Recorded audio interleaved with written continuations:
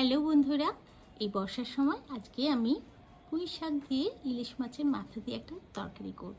দেখবে একটু নতুনত্ব প্রিপারেশন, কিন্তু খুব সুন্দর খেতে লাগে। আমি তোমাদের বাগানে এসেছি। আমার তো অত মাটিতে লাগানোর জায়গা নেই, আমি তাই টবেই লাগিয়েছি। দেখো পুঁই শাক হয়েছে টবে। আমি কি করতাম, বাজারে দেখবে যখন পুঁই শাক গোড়া অবস্থায় ছোটো ছোটো বিক্রি হয় না, তখন যখন বাড়িতে নিয়ে এসে ওই শিকড়টা থাকবে ওখান থেকে কেটে যদি তুমি লাগিয়ে দাও না টবে, তোমারও কিন্তু এরকম গাছ হয়ে যাবে সুন্দর। দেখো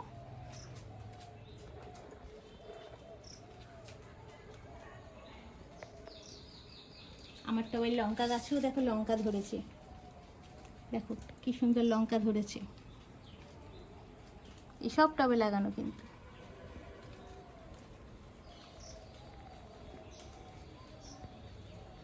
কোনো সার ছাড়া, একদম সারবিহীন এগুলো। দেখো কত লঙ্কা গাছ লাগিয়েছি, এগুলোতে ফুল এসেছে, এখনও লঙ্কা হয়নি। যখন লঙ্কা হবে, এ না হয়েছে, একটা হয়েছে। এই দেখো একটা হয়েছে, এই দেখো খুব দারুণ টেস্টি এগুলো। যাক, আমি আজ তো পুঁই শাকের তরকারি করবো, যখন আমি টপ থেকে আমি একটু ডাল কেটে নেবো। আবার বেড়ে যাবে, দেখবে বর্ষার এই সময়, বর্ষায় বৃষ্টি পড়ছে তো আবার বেড়ে যাবে, এটা কাটলে আবার বেড়ে যাবে। আমি যদি এই ডগটা কেটে নিই, এই ডগটার দিক থেকে কাটবো, খুব একটা বড় হয়নি, তবু অনেকটাই হয়েছে, মোটামুটি রান্নার জন্য সাফিসিয়েন্ট হয়ে গেছে। আমি ডগটা যদি কেটে নিই, তাহলে কিন্তু গোড়া থেকে আবার একটা ডাল এই বর্ষাকালে বেরিয়ে আবার হয়ে যাবে, কোনো অসুবিধা নেই। আমি ওই জন্য এইভাবেই কেটে নেব।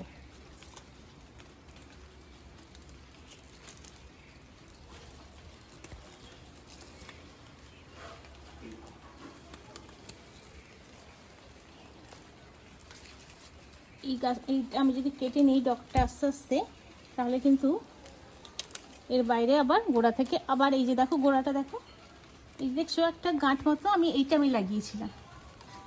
এই দেখছো এরকম একটা গোটা এরকম ছোট গাছ, চারা গাছ কিনে এনেছিলাম ওই শাকের জন্য। তখন দেখছি তার ওই গোড়াটা আছে, তখন আমি এই গোড়াটার সাথে এইটা কেটে লাগিয়ে দিয়েছিলাম। এই দেখো কাঁটাটা দেখা যাচ্ছে। তারপর থেকে এই ডালটা ওর পাশ থেকে এরকম বেরিয়ে গেছিলো। এই যে দেখছি লম্বা হয়ে যে গাছটা, এটা কিন্তু তারপর থেকে এটা হয়েছে। ওই জন্য আমি যদি এটা ডোকাটা কেটে নিই, ওখান থেকে আবার ডাল বেরিয়ে যাবে। এটাই সুবিধা এসব গাছে। আমি পরিমাণ মতো কেটে নেব, আর কেটে ছোট করব না, আর লাগবে না আমার। এটা আবার বেরিয়ে যাবে, এই বর্ষাকালে আবার নতুন করে ডাল বেরোবে।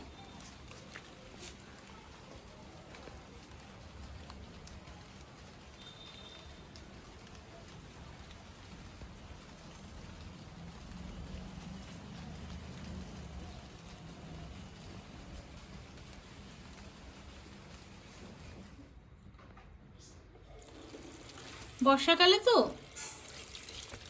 মাটি ফাটি লেগে আছে, ওই জন্য কাটার আগে এগুলোকে প্রথমে একটু ধুয়ে নেব। দেখো ডাটাতে মাটি লেগে আছে, এগুলো ভালো করে না ধুয়ে নিলে আগে খুব অসুবিধা হবে পরে।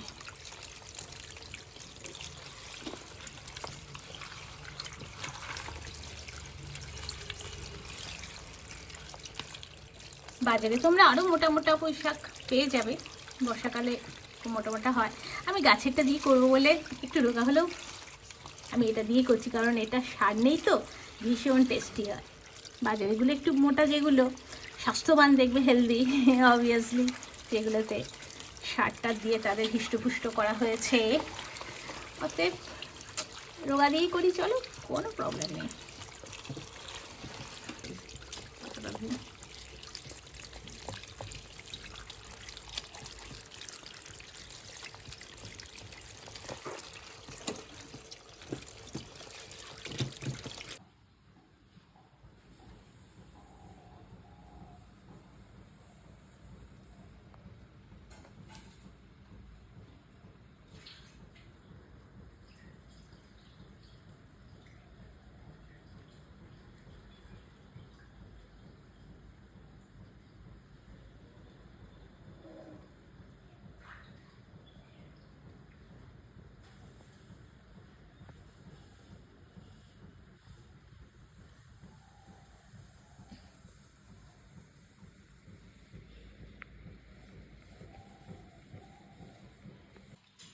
পুঁই শাকগুলো প্রথমে কেটে নেবো, শাকগুলোকে আমি আলাদা প্রথমে রেখে দেবো।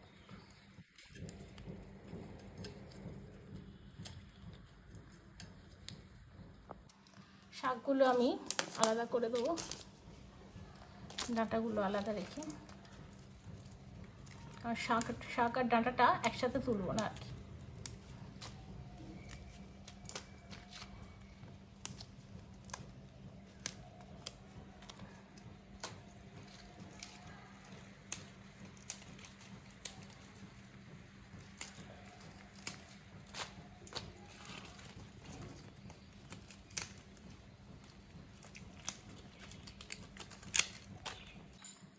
এইভাবে আমি শাকটা আলাদা রেখে দিলাম, ডাঁটাটা আলাদা করে নিলাম। এবার ডাঁটাগুলোকে কেটে নেব।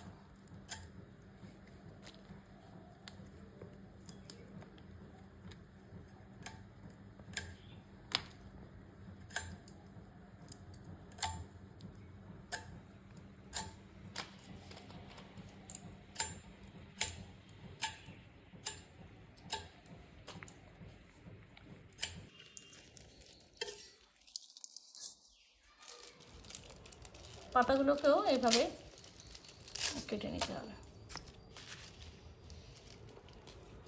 এবার এই তরকারিটায় কুমড়ো দেবো, কুমড়োটাকে কেটে নিতে হবে।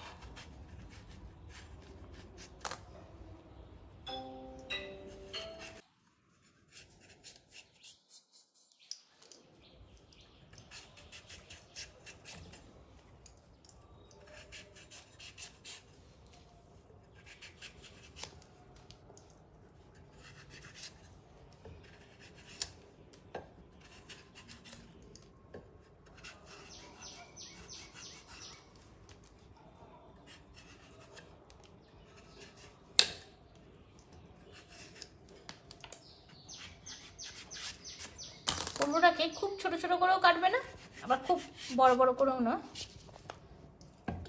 একটু মাঝারি সাইজ করে কাটতে হবে।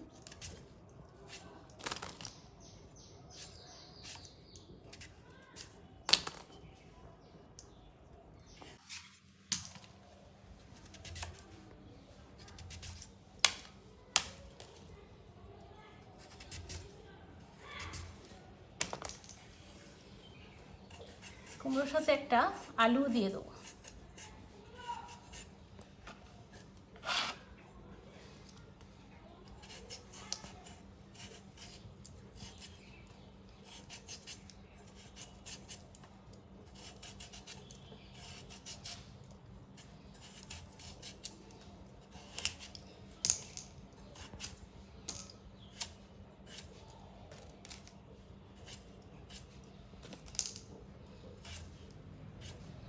কাটার পরে কিন্তু আরেকবার শাক আর ডাঁটা ভালো করে ধুয়ে নেব।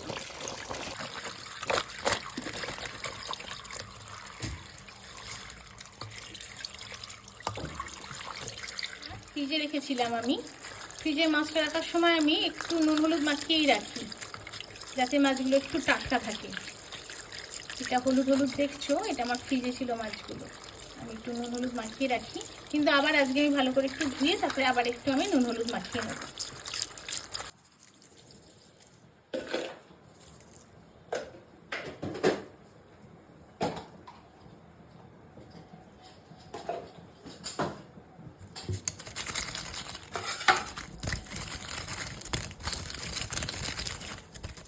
প্রথমে আমি মাছের মাথাটা ভেজে নেব। মাথাগুলো আস্তে আস্তে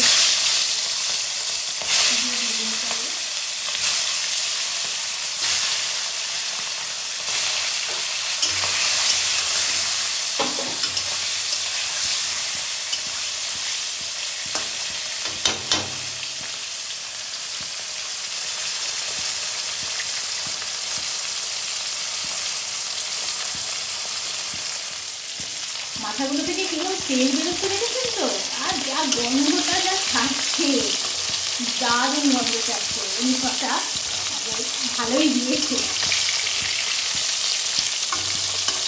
অনেকটা তেল বেরিয়ে যাচ্ছে। এই তেলেই আমার বাকি রান্নাটা হয়ে যাবে, আমাকে আর তেল খরচ করতে হবে না। মাছের তেলে মাছ ভাজা যেটা বলে আর কি, ইলিশ মাছ হচ্ছে সেইটা, মাছের তেলেই আমি মাছ ভাজছি, আর এই তেলেই আমার রান্না হয়ে যাবে, কোনো এক্সট্রা তেল আমার আর লাগবে না। মাথাগুলো ভাজা হয়ে গেছে, এবার এগুলো তুলে দেবো।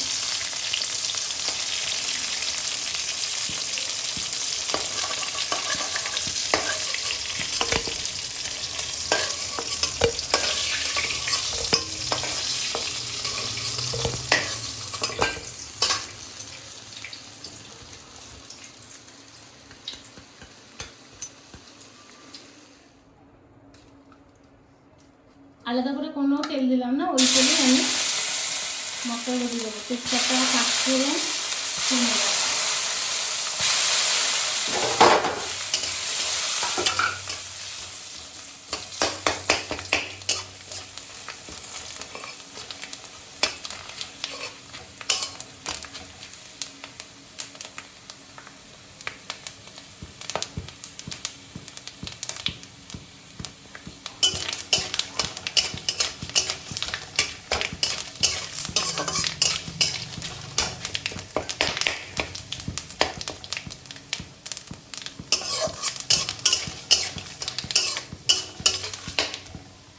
প্রথমে আমি আলু কুমড়োটাকে একটু ভেজে নেবো, এই তেলের উপরে প্রথমে আলু কুমড়ো দেবো।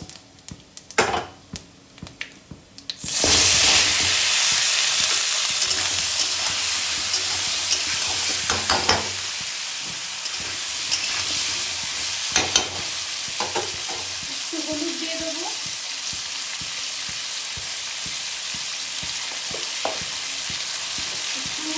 নুন দিয়ে দেবো যাতে আমার ভাজতে ভাজতে সেদ্ধ হয়ে যায়।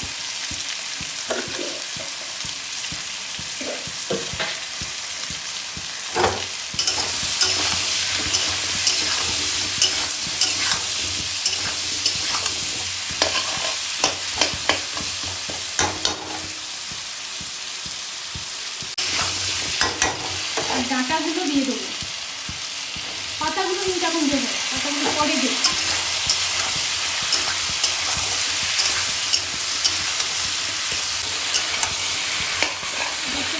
হয়ে গেলে এবারে আমি শাকটা তুলে দেবো।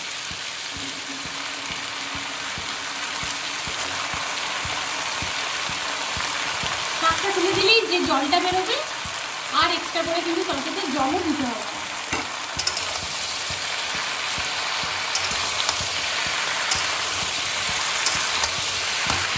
জল বেরিয়ে যাচ্ছে, এবার আমি একটু ফ্লেমটা কমিয়ে চাপা দিয়ে দেবো, তাতে আমার কুমড়ো আলু সব সেদ্ধ হয়ে যাবে, ডাঁটা সব সেদ্ধ হয়ে যাবে।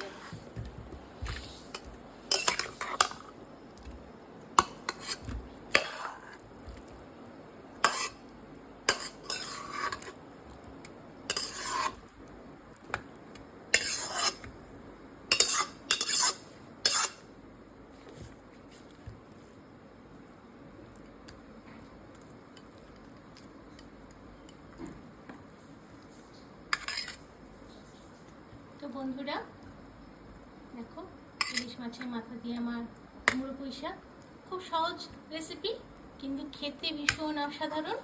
তোমরা অবশ্যই বানিও আর খেয়ে জানিও কেমন লাগলো।